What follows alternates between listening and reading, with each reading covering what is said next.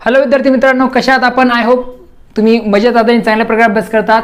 आजचा आपला व्हिडिओ आहे तो असणार आहे कशावर, तर प्रोग्रेसिव्ह, ज्याला कंटिन्युअस असं सुद्धा म्हणतात, कंटिन्युअस प्रेझेंट टेन्स, चालू वर्तमान काळ किंवा अपूर्ण वर्तमान काळ या टॉपिकवर आजचा व्हिडिओ असणार आहे. तर आज मी तुम्हाला या व्हिडिओमध्ये समजून काय सांगणार आहे, तर बघा कंटिन्युअस प्रेझेंट टेन्स म्हणजे काय, ओके, त्याचे structure, positive structure, negative structure, त्यानंतर इंट्रोगेटिव्ह स्ट्रक्चर तुम्हाला सांगणार आहे, त्याचे एक्झाम्पल्स पण मी देणार आहे. त्याचबरोबर याचे युजेस काय आहेत, म्हणजे याचा वापर होतो कुठं किंवा याचा वापर कसा केला जातो हे तुम्हाला मी समजून सांगणार आहे आजच्या व्हिडिओमध्ये. चॅनलला लाईक, शेअर आणि सबस्क्राईब करायला विसरू नका. तुमच्या मित्रांसोबत शेअर करा आणि सबस्क्राईब करायला विसरू नका. ओके, चला तर मग आता सुरुवात करूया. कंटिन्युअस प्रेझेंट टेन्स म्हणजे काय, त्याला कसं ओळखायचं आणि याच्यात परीक्षेत प्रश्न कसे विचारले जातात ते तुम्हाला समजून सांगणार आहे. ओके, तर सुरुवातीला आपण बघूया की प्रोग्रेसिव्ह प्रेझेंट टेन्स किंवा मग कंटिन्युअस प्रेझेंट टेन्स ज्याला आपण म्हणतो, याचं स्ट्रक्चर काय आहे, अफर्मेटिव्ह स्ट्रक्चर म्हणजे होकारार्थी वाक्याचं काय स्ट्रक्चर आहे, त्याचं सूत्र काय आपण म्हणू शकतो. तर बघा याचं स्ट्रक्चर आहे S plus am is are plus V1 ING plus object. S म्हणजे सब्जेक्ट, ॲम इज आर ही आहेत टू बीची रूपं. ॲम इज आरचा वापर हा कशामध्ये केला जातो, कंटिन्युअस प्रेझेंट टेन्समध्ये केला जातो. त्यानंतर क्रियापदाला ING प्रत्यय, म्हणजे क्रियापदाला काय प्रत्यय लागणार, ING प्रत्यय लागणार आहे. जसं रीड तर reading, talk talking, speak speaking, त्यानंतर वॉक वॉकिंग. वॉक हे झालं मूळ क्रियापद, त्याला ING प्रत्यय लागलेला आहे. रीड हे झालं मूळ क्रियापद, त्याला ING प्रत्यय लागलेला आहे. म्हणजे मूळ क्रियापदाला ING प्रत्यय लागतोय कशामध्ये, तर कंटिन्युअस प्रेझेंट टेन्समध्ये. आणि शेवटी असणार आहे ऑब्जेक्ट. हे झालं स्ट्रक्चर. कशाचं स्ट्रक्चर, कंटिन्युअस प्रेझेंट टेन्सचं होकारार्थी वाक्याचं स्ट्रक्चर. मग हे झालं स्ट्रक्चर. तर याचा वापर, ॲम इज आरचा वापर केव्हा करायचा आहे, तर त्यासाठी हा तुमच्यासमोर कॉलम दिलेला आहे. हा कॉलम किंवा हा जो टेबल आहे तुम्हाला लक्षात ठेवायचा आहे. ॲम कधी वापरतात, आय जो आहे प्रोनाउन आय नंतर नेहमी काय असणार आहे, तर ॲम वापरलं जाणार आहे. त्यानंतर इज कधी वापरणार, वाक्य सुरुवात जेव्हा ही, शी, इट किंवा मग सिंग्युलर नाउन यापैकी एकाने होते त्यावेळेस तुम्हाला इज वापरायचं आहे. वाक्य सुरुवात जर हीने झाली तर त्यानंतर तुम्हाला इज लिहायचं आहे. कुठल्या टेन्समध्ये, प्रोग्रेसिव्ह प्रेझेंट टेन्समध्ये. शीने झाली वाक्य सुरुवात, त्यानंतर इज येईल. इटने, या सर्वांनंतर काय येणार, तर इज येणार आहे. ओके, आणि आर कधी वापरला जाणार, ज्यास वाक्य सुरुवात वी, यू, दे आणि प्लुरल नाउनने होईल अशा वेळेस आपण काय वापरणार आहोत, त्यांच्यानंतर आर वापरणार आहोत. काय एक्झाम्पल समजून घेऊया म्हणजे तुम्हाला समजून जाईल. बघा, I am singing a song, मी गाणं म्हणत आहे. दुसरा, शी सेलिंग टोमॅटोज, ती टोमॅटोज विकत आहे. दे आर प्लेइंग क्रिकेट, ते क्रिकेट खेळत आहेत. ओके, आता मराठीत जर मी तुम्हाला अर्थ सांगितला, तुम्ही कशा पद्धतीने सांगितलं, त्याच्यामागचं कारण काय आहे आणि प्रेझेंट कंटिन्युअस टेन्सचा वापर होतो केव्हा, प्रेझेंट कंटिन्युअस टेन्सचा वापर होतो केव्हा, तर ते तुम्हाला मी आता सर्वप्रथम समजून सांगतो. बघा, प्रेझेंट कंटिन्युअस टेन्सचा वापर करतात कधी, सगळ्यात महत्त्वाचा नियम आहे हा, सगळ्यात महत्त्वाचा नियम लक्षात घ्या. त्यासाठी मी टाइमलाईन सुद्धा इथे बनवली आहे, पास्ट, प्रेझेंट आणि फ्युचर अशा प्रकारची. तर खूप महत्त्वाचं आहे, कारण याच्यावर सगळं जवळपास 99% प्रेझेंट कंटिन्युअस टेन्स हा डिपेंड असतो. तर काय दिलं बघा, it is use for an action, या टेन्सचा वापर केला जातो ॲक्शन दाखवण्यासाठी. कुठली action, going on at the time of speaking, अशी ॲक्शन की जी चालू असते at the time of speaking. ज्यावेळेस तुम्ही बोलत असता एखाद्याशी ॲक्शन सांगण्यासाठी या टेन्सचा वापर केला जातो की ती ॲक्शन जी असते ती चालू असते जेव्हा स्पीकर जो आहे तो बोलत असतो.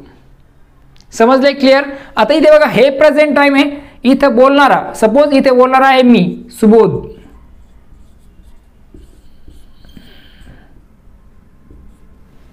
हाय हे मी, आणि मी ते बोलतोय. आता मी काय बोलतोय, सपोज मी ते शिकवत आहे, तर मी काय म्हणणार, I am teaching, I am teaching. पण मी सध्या मी शिकवतोय, त्यामुळे मी हे वाक्य बोलू शकलो. जर मी काय करत असतो, समजा मी इथे समजा काय करत असेल, गाणं म्हणत असेल, तर मी काय म्हणणार, सपोज कोणी मला विचारलं व्हॉट आर यू डुईंग, काय करतोयस, मी काय म्हणणार, I am singing a song, मी गाणं गात आहे. आता समजा मी इथे पोहत असेल, पोहणे, स्विम, तर मी काय म्हणेल, आय एम स्विमिंग. म्हणजे तुम्ही काही एखादी क्रिया करत आहात, त्यावेळेस तुम्हाला कोणी विचारलं काय करतोय, तर त्यावेळेस तुम्हाला हा टेन्स वापरायचा, आय एम टीचिंग. आता मी शिकवतोय म्हणून मी टीचिंग म्हणतोय. जर मी काही विकत असेल तर मी म्हणणार, I am selling pens, okay. त्यानंतर I am writing a letter, मी पत्र लिहित आहे, कारण मी पत्र लिहिण्याचं काम करतो त्यावेळेस. म्हणजे लक्षात ठेवा की हे जे प्रोग्रेसिव्ह किंवा मग कंटिन्युअस प्रेझेंट टेन्स किंवा प्रेझेंट कंटिन्युअस टेन्स आहे त्याचा वापर कधी केला जातो, अशी ॲक्शन, अशा प्रकारची कृती दाखवण्यासाठी जेव्हा ती ॲक्शन ही काय असते तर घडत असते, किंवा जेव्हा तो व्यक्ती बोलत असतो तेव्हा, त्यावेळेस आपला हा टेन्स वापरायचा आहे. तर हे सर्व जे एक्झाम्पल्स आहेत हे तेच सांगतात बघा. जसं आय एम सिंगिंग सॉन्ग, मी गाणं गात आहे, म्हणजे ती कंडिशन चालत आहे.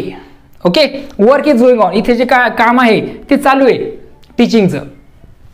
शी इज सेलिंग टोमॅटोज, ती टोमॅटोज विकत आहे, म्हणजे ती सध्या कामच ते करते टोमॅटो विकण्याचं. दे आर प्लेइंग क्रिकेट, ते क्रिकेट खेळतात, म्हणजे सध्या ते क्रिकेट खेळत आहे, चालू आहे त्यांचं क्रिकेट खेळणं.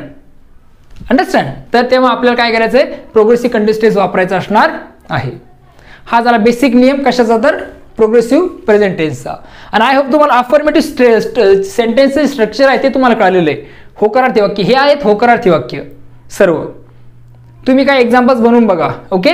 तुम्हाला परीक्षेचे प्रश्न येतात ते आयडेंटिफिकेशनवर, म्हणजे टेन्स तुम्हाला आयडेंटिफाय करायला सांगतील ते, की वाक्य देईल समजा काय सांगतील ते, he is watching a TV, तो टीव्ही पाहत आहे, आणि कंसात दिलेलं असेल आयडेंटिफाय द टेन्स, ऑप्शन दिले असतील 4, मग तुम्हाला एक योग्य जो आहे तो तुम्हाला क्लिक करायचा आहे. पण लक्षात ठेवायचं स्ट्रक्चर, सब्जेक्ट काय असू शकतात, हे सर्व सब्जेक्ट असू शकतात. आणि त्यानंतर तुम्हाला ॲमिजर वापरायचं आहे. ॲमिजर वापरलेलं बरोबर आहे की नाही, ॲम कधी आहे, इज कधी, आर कधी आहे, टेबल लक्षात ठेवा. आणि क्रियापद आय जी लागलेलं आहे की नाही बघा. ओके. आणि शेवटी ऑब्जेक्ट आहे की नाही बघायचं आहे. ऑब्जेक्ट असेल नसेल ती गोष्ट वेगळी आहे, परंतु या 3 गोष्टी महत्त्वाच्या आहेत. या 3 गोष्टी असतील तर ते निश्चितच काय तर कंटिन्युअस प्रेझेंट टेन्स तो असणार आहे. समजते मला काय सांगायचं आहे. आय होप तुम्हाला समजत आहे. काही अडचणी असतील तर कमेंट सेक्शनमध्ये सांगायला मला विसरू नका. मित्रांसोबत आपला व्हिडिओ नक्की शेअर करा, कारण खूप व्यवस्थितरित्या मी ते समजून सांगितलेलं तुम्हाला काय असतं प्रोग्रेसिव्ह प्रेझेंट टेन्स म्हणून. त्यानंतर पुढचा आहे, या प्रेझेंट कंटिन्युअस टेन्स जो आहे त्याचं निगेटिव्ह स्ट्रक्चर सुद्धा दिलेलं आहे. निगेटिव्ह स्ट्रक्चर म्हणजे नकारार्थी वाक्य. नकारार्थी वाक्य कसं असेल याचं तर ॲमिजार नंतर फक्त नॉट टाकलेले, बाकी स्ट्रक्चर जसं तसं आहे, फक्त ॲमिजार नंतर काय लिहिलेलं आहे, नॉट लिहिलेलं आहे. ते झालं वाक्य नकारार्थी. इथे लिहिलेलं आहे he is not helping others, तो इतरांना मदत करत नाहीये. त्यानंतर we are not cutting trees, आम्ही झाडे कापत नाही आहोत. आता तुम्ही विचारलं काय करताय तर आम्ही झाडे कापत नाही आहेत. किंवा कोणी विचारलं why are you cutting trees, आपण सांगणार की we are not cutting trees, आम्ही ट्रीज कापत नाही आहेत. Okay. I am not calling him, मी त्याला बोलवत नाहीये. ओके. समजा तुम्ही कोणाला तुम्ही बाहेर उभे आहेत, कोणाच्या आई वडिलांना वाटलं की तुम्ही त्याला बोलवताय आणि त्यांनी विचारलं why are you calling him, तुम्ही सांगू शकता I am not calling him, I am not calling him. तिथे तुम्ही वापरलेला टेन्स असतो कुठला, कंटिन्युअस प्रेझेंट टेन्स. समजतंय. खूप महत्त्वाचा टेन्स आहे, कारण हा प्रेझेंट वर्तमान काळातील चालू क्रिया दाखवण्यासाठी वापरलं जातं. जी क्रिया चालू आहे ते दाखवण्यासाठी या टेन्सचा वापर केला जात असतो. अंडरस्टँड. आय होप तुम्हाला हे इथपर्यंत समजलेलं आहे. आता या कंटिन्युअस प्रेझेंट टेन्समध्ये प्रश्न कसे विचारले जातात ते तुम्हाला मी आता काय करतो, स्ट्रक्चर्स आहेत काय करणार आहे ते समजून सांगणार आहे. आता बघतो आपण इंटरॉगेटिव्ह सेंटेन्सचं स्ट्रक्चर काय आहे आणि काय युजेस आपण बघणार आहोत. ओके. पहिला यूज तुम्हाला सांगितलेला आहे, त्यानंतर काही 1-2 युजेस आहेत आणखी ते पण समजून घेऊया. पण त्यापूर्वी अगोदर समजून घेऊया इंटरॉगेटिव्ह सेंटेन्सचं स्ट्रक्चर काय असतं, कशामध्ये, प्रेझेंट कंटिन्युअस टेन्समध्ये. तर ते काय बघा, वाक्याची सुरुवात ही ॲम इज आर या हेल्पिंग वर्बने होणार आहे. ॲम इज आर कधी वापरायचा हा टेबल मी पुन्हा सांगतो, लक्षात ठेवा, पाठ करून घ्या. ॲम इज आर, त्यानंतर subject V1 ING plus object शेवटी क्वेश्चन मार्क. ॲम इज आरने सुरुवात करायची, त्यानंतर सब्जेक्ट घ्यायचं आहे, क्रियापदाला ING प्रत्यय लावायचा आहे, ऑब्जेक्ट आणि शेवटी क्वेश्चन मार्क. हे असणारे अफर्मेटिव्ह स्ट्रक्चर, म्हणजे होकारार्थी प्रश्न असणार आहे. आणि नकारार्थी प्रश्न कसा असेल, ॲमंट, इजंट, आरंट. आता ॲमंट म्हणजे काय तर ॲम नॉट, इजंट म्हणजे काय तर इज नॉट, आरंट म्हणजे काय तर आर नॉट. ओके. हे लक्षात असू द्या. त्यानंतर सब्जेक्ट ला क्रियापदाला ING प्रत्यय शेवटी ऑब्जेक्ट आणि शेवटी क्वेश्चन मार्क देणं गरजेचं आहे. हा क्वेश्चन मार्क खूप महत्त्वाचा आहे. बरेचसेच मुलं काय करतात, विसरून जातात. आयडेंटिफिकेशनच्या वेळेस सुद्धा हे प्रश्न येऊ शकतात, पुन्हा एकदा सांगतोय. ओके. त्यामुळे थोडंसं लक्षपूर्वक तुम्ही काय करा, टेन्स समजून घ्या. ओके. तर याचे काही एक्झाम्पल्स बघूयात. मग पहिलं एक्झाम्पल दिलं बघा इंटरॉगेटिव्ह सेंटेन्सचं, ते म्हणजे काय तर इज ही सेलिंग पोटॅटोज, तो पोटॅटोज विकत आहे का. दुसरं एक्झाम्पल आहे आरंट दे प्लेइंग क्रिकेट, ते क्रिकेट खेळत नाही आहेत का. म्हणजे विचारला प्रश्न तर ते खेळत नाही आहेत का असं ते इथे सांगण्याचं काम इथे होतंय. म्हणजे प्रश्न विचारला जातोय की ते क्रिकेट खेळत नाही आहेत का, क्रिया त्यावेळेस चालू नाही आहे का असं विचारण्याचा उद्देश आहे. त्यानंतर लक्षात घ्या याच्या अगोदर फक्त डब्ल्यूएच वर्ड जोडायचं आहे म्हणजे डब्ल्यूएच टाईप क्वेश्चन तयार होऊन जाईल. मग त्याचं एक्झाम्पल दिलं बघा, why are you calling him, तू त्याला काय बोलवत आहे. Why are you talking with her, तू तिच्याशी का बोलत आहेस. Okay. When is he sending a message, तो केव्हा मेसेज पाठवणार आहे. ओके. फक्त डब्ल्यूएच वर्ड आपल्याला अगोदर लावायचं आणि हे जे काही स्ट्रक्चर आहे ते तुम्हाला घ्यायचं आहे, क्वेश्चन मार्क तुम्हाला द्यायचं आहे. डब्ल्यूएच टाईप सेंटेन्स पण इथे तयार होऊन जातं. मी काही एक्झाम्पल तुम्हाला ओरली सांगितलेत, लक्षात घ्या. Isn't she doing mistake. Okay. किंवा मग आता याला डब्ल्यूएच टाईप पण करू शकता, why is she doing a mistake. म्हणजे अशा प्रकारे वाक्य तयार होतात. शेवटी क्वेश्चन मार्क द्यायला विसरायचं नाही. कशामध्ये, इंटरोगेटिव्ह स्ट्रक्चरमध्ये. हे स्ट्रक्चर आहेत कशाचे, कंटिन्युअस प्रेझेंट टेन्सचं, चालू वर्तमान काळाचं.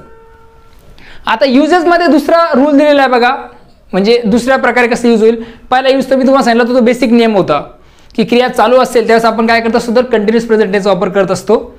दुसरा रूल काय सांगतो बघा, an action that is not happening at the time of speaking but it is in progress. आता पहिला मी सांगितलं की जेव्हा व्यक्ती बोलतोय, स्पीकर बोलतोय तेव्हा जर क्रिया होत असेल तर आपण कंटिन्युअस प्रेझेंट टेन्सचा वापर करतो. परंतु असं की कंडिशनल नाही. बऱ्याच वेळेस काय होतं तर व्यक्ती बोलत असतो परंतु तेव्हा ती क्रिया घडत नसते तर इट इज इन प्रोग्रेस. ती काय असते तर प्रोग्रेसमध्ये असते. जसं एक्झाम्पल तुम्हाला समजेल बघा, he is working in MNC. आता तो सध्या MNCत काम करत नाही परंतु तो कंटिन्युअसली तिथे जातो रोज. MNC म्हणजे काय, multinational company. Sneha is teaching in school. Sneha काय करते, शाळेत शिकवत आहे. ती सध्या शिकवते का, आता मी ते शिकवतो नाही, ती काय असतं सकाळी जाणार तिच्या वेळेनुसार. तर म्हणजे हे सांगण्याचा उद्देश आहे की एखाद्या वेळेस काय होतं तर स्पीकिंग म्हणजे जेव्हा बोलत नसतो आपण तेव्हा सुद्धा क्रिया जर तेव्हा सुद्धा आपण हा टेन्स वापरू शकतो.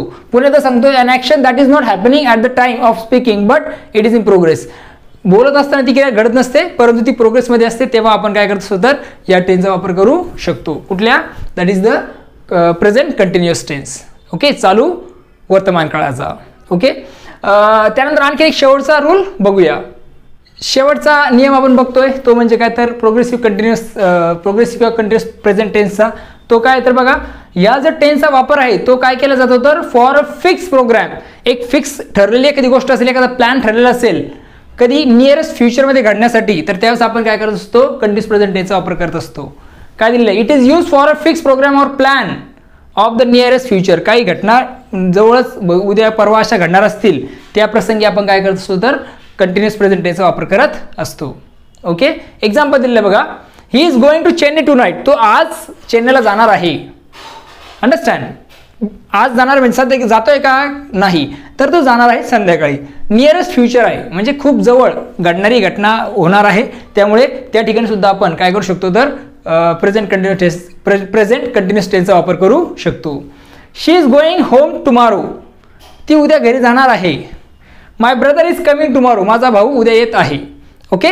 तर अशा प्रसंगी सुद्धा आपण काय करत असतो तर कंटिन्युअस प्रेझेंट टेन्सचा वापर करत असतो. आय होप तुम्हाला कंटिन्युअस प्रेझेंट टेन्स चांगल्या प्रकारे समजलेला आहे. काही अडचण असेल तर कमेंट सेक्शनमध्ये सांगायला विसरू नका. ओके. तुमचा सपोर्ट असणं खूप गरजेचं आहे. चॅनलला लाईक, शेअर आणि सबस्क्राईब अवश्य करा. तुमच्या मित्रांसोबत त्याला आपल्या व्हिडिओला जरूर शेअर करा. प्रत्येक गोष्ट सीधी बात, नो बकवास, कुठल्या प्रकारची बकवास गोष्ट न करता फक्त पॉईंट ओरिएंटेड आपण बोलत आहोत जेणेकरून तुम्हाला कन्सेप्ट काय होतील तर क्लिअर होतील. काय तुमची सजेशन असतील तर निश्चित मला कमेंट सेक्शनमध्ये कळवा. आता याच्यावरच आणखीन काही व्हिडिओ आपल्या टेन्सवर तर सर्व टेन्सवर व्हिडिओ बनवलेले आहे. ॲक्टिव्ह पॅसिव्हवर बनवलेले आहे. डायरेक्ट अँड डायरेक्ट फ्युचर बनवलेले आहे. क्लॉजेसवर सुद्धा बनवलेले आहेत. म्हणजे ग्रामरचा सगळा पार्ट मी कव्हर केला आहे जवळपास. ते सुद्धा तुम्ही व्हिडिओ बघू शकता. प्लेलिस्टवर जा, त्यावर तुम्हाला ते मिळून जातील. ओके. चला तर पुन्हा भेटूया नवीन व्हिडिओमध्ये. मग बघत राहा आपलं यूट्यूब चॅनल. तोपर्यंत थँक्यू अँड टेक केअर.